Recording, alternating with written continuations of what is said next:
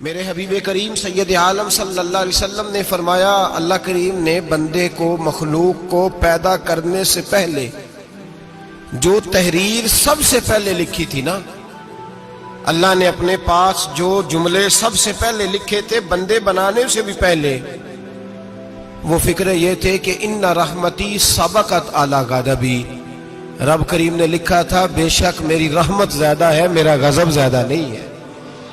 اس نے لکھا تھا کہ میری رحمت ہمیشہ میرے غضب پر غالب رہے گی، غلبہ رحمت کا ہے۔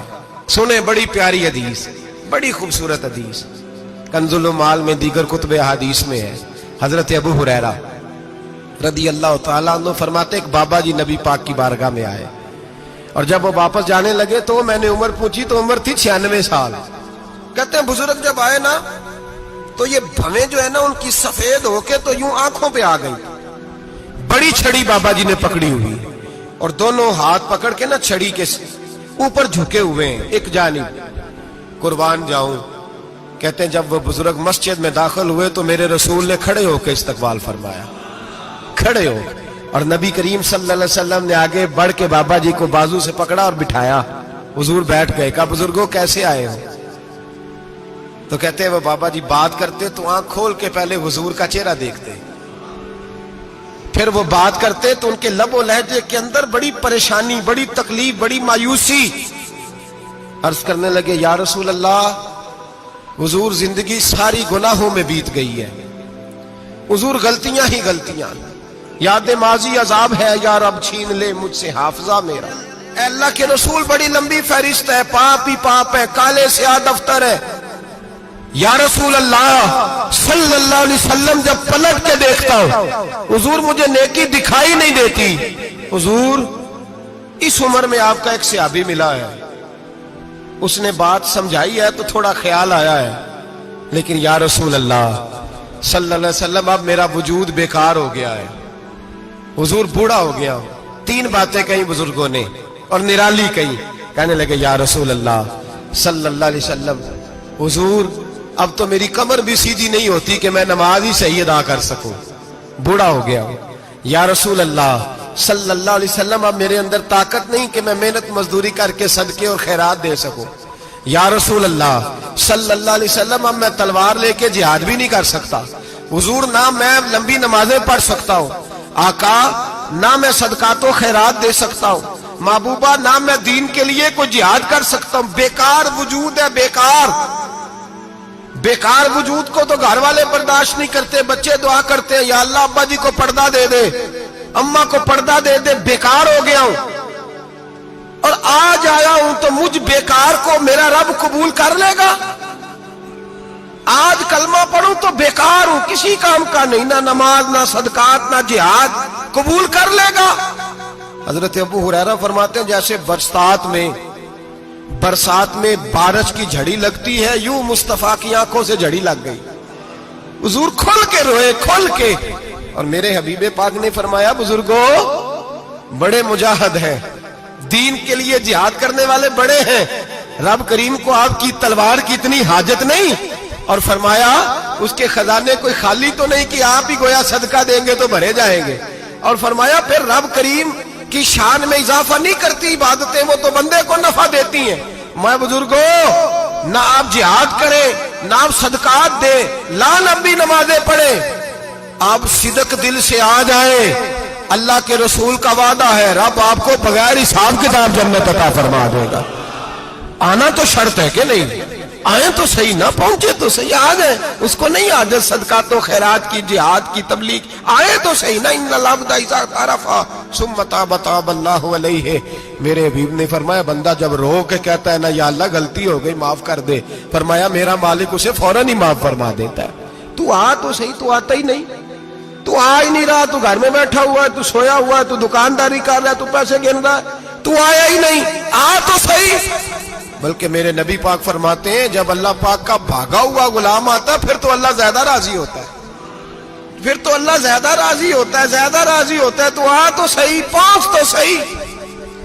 بلکہ صوفیاء تو اور بات کرتے ہیں، وہ کہتے ہیں تو کبھی بھول کے بھی رب رب کرے تو اللہ تو اسے بھی قبول کر لیتا ہے، بھول کے۔ ملا رومی کہتے ہیں بنی اسرائیل کا بندہ ہے، सनम पत्थर को कहते हैं, बुत को कहते हैं।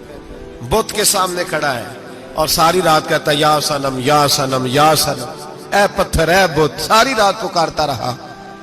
रात गहरी हो गई, नींद का गलबा थक गया, सोने के करीब आया तो गलती से मुंह से निकल गया या समद, या सनम की जगह निकल गया। रब करीम ने फरमाया जिब्रील दौड़ के जा, जो मांगता है इसे दे दे। हजरत जिब्रील अर्ज करते हैं मौला भूल के तेरा नाम ले रहा है, भूल के ले रहा है। तो रब करीम ने फरमाया चल नाम तो मेरा ही ले रहा है ना, मेरा ले रहा है ना, या अल्लाह। वो अल्लाह करीम ने फरमाया झूठे के सामने सारी रात का खड़ा है, सारी रात का पुकार रहा है, उसे कुछ नहीं मिला तो सच्चे का नाम लिया है। अगर मैं भी कुछ ना दूं और बुत में और मुझ में फर्क क्या रह जाएगा। जा जो मांगता है झोली भर के दे, नाम तो लिया है ना। ओ भाई तू बहाना तो बनाना, ओ आ तो सही ना, तू यहां आ जा, पहुंच जा, आ जा, बस बैठ जा, उसकी बारगाह नाज में हाजिर तो हो ना। तुझे फुर्सत ही नहीं, तू यारों के लिए टाइम निकालता है, बाजारों के लिए टाइम निकालता है, गलियों के लिए टाइम निकालता है, चौकों चौराहों के लिए टाइम निकालता है, हफ्ते में एक दिन होटलिंग के लिए भी जाता है, लेकिन कभी छुप के दो नफलों की तुझे तौफीक नहीं होती। और मैं कई दफा कह चुका हूं, जिस बंदे को बगैर इबादत के रिज़्क ज्यादा मिलने लग जाए उस पर आजमाइश होती है रब करीम की। अल्लाह फरमाता है इसको पैसे दो, इसे आने ना देना, इसको को चल पैसे दौड़ जा।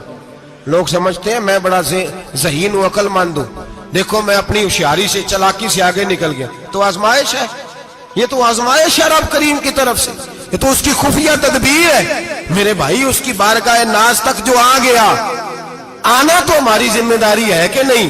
फिर उसकी रहमत आगे बढ़ के इस्तकबाल कर लेती है, फिर अल्लाह का फजल उसको थाम लेता है उस बंदे को। और खुदा की रहमत कितनी ज्यादा है।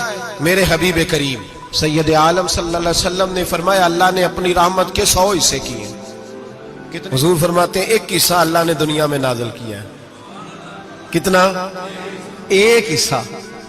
फरमाया ये जो माँ बेटे से प्यार करती है, बाप बेटे के लिए मजदूरी करता है, जो बहन भाई के लिए रोती है, ये जो बीवी शौहर के लिए दुआ मांगती है, ये जो बच्चे माँ बाप से प्यार करते हैं, फरमाया ये उस एक रहमत का नतीजा है, एक रहमत का नतीजा।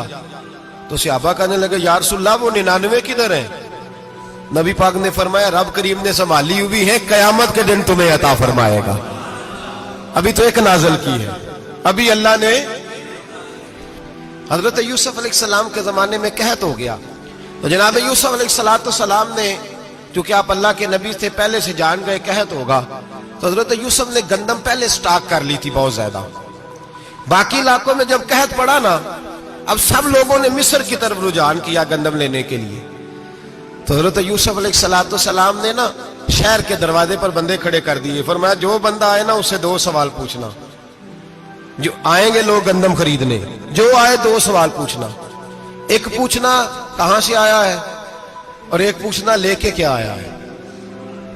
एक पूछना, समझ आ रही है बात की, और दूसरा पूछना कि लेके सोना लेके आया है, चांदी गंदम खरीदनी है तो क्या चीज लेके आया है, कि नगद पैसे लाया है, ये पूछ लेना।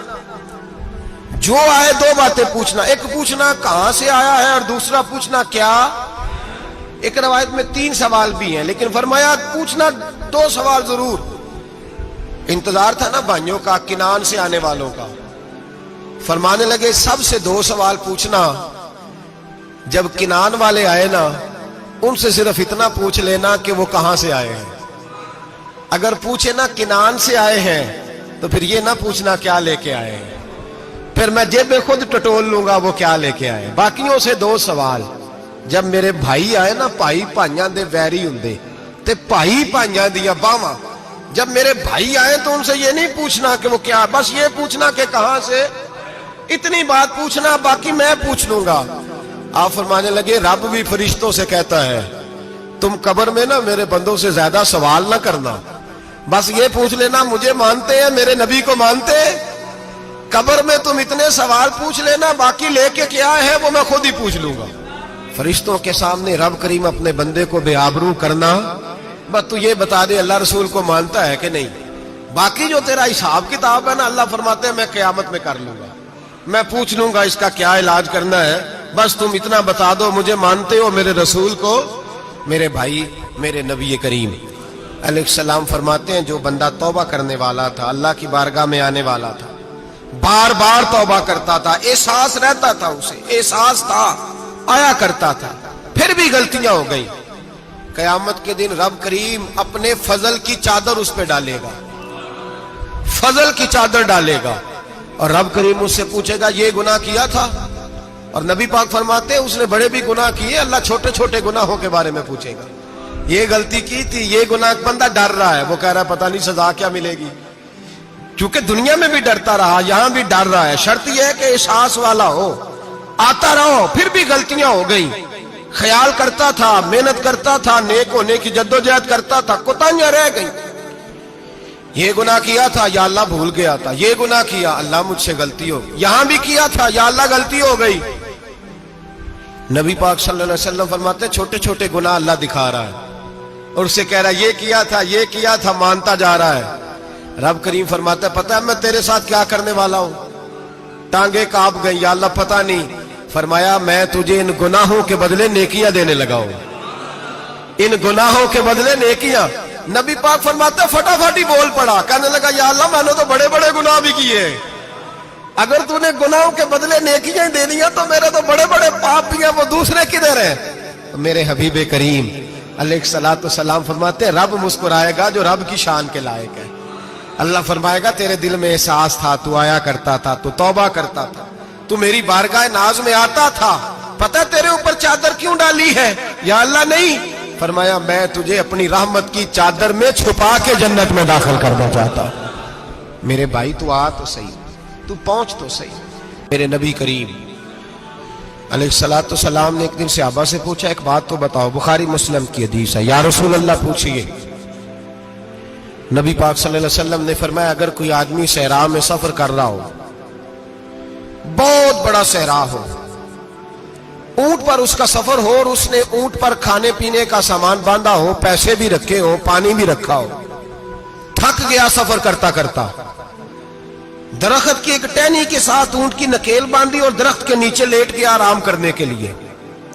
اللہ کے حبیب فرماتے ہیں اچانک اس کی آنکھ لگ گئی، جب جاگا تو اس نے دیکھا کہ اونٹ تو غائب ہو گیا ہے، اب نہ کھانا ہے، نہ پانی ہے، نہ پیسے ہیں، اور صحرا بڑا لمبا ہے، پیدل سفر بھی نہیں کر سکتا۔ تھوڑا سا ڈھونڈا، پھر موت کا انتظار کرنے لگا، سوچنے لگا اب موت آئے گی، اب مر جاؤں گا۔ اللہ کے محبوب فرماتے ہیں تھوڑی دیر گزری، جب بالکل مایوس ہو گیا تھا تو اچانک نظر پڑی تو اونٹ اس کا سامنے کھڑا تھا۔ نبی پاک سے صحابہ سے پوچھتے ہیں بتاؤ، اس کی کل کائنات اجڑ گئی تھی، راز ضائع ہو گئی تھی، ہر شے لٹ گئی تھی، دوبارہ اسے مل گئی ہے، بتاؤ اسے کتنی خوشی ہوگی؟ صحابہ کہنے لگے یا رسول اللہ نئی زندگی مل گئی اس بندے کو، وہ ساری دنیا سے زیادہ راضی ہے۔